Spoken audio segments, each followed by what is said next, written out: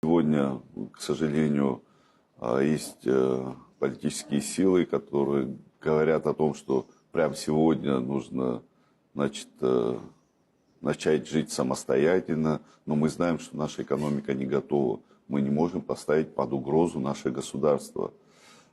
Здесь взаимоотношения и с Российской Федерацией, и то, как мы выстраиваем внутри нашего государства экономику, оно имеет очень важное значение. Для чего мы это делаем?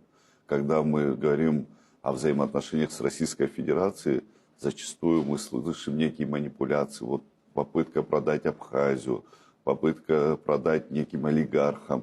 Но это неправда. Надо говорить честно, что те возможности, которые предоставляет Российская Федерация, это прежде всего в интересах нашего государства. Укреплять нашу государственность, становиться самостоятельнее. Именно через эти механизмы мы можем выйти на самодостаточность.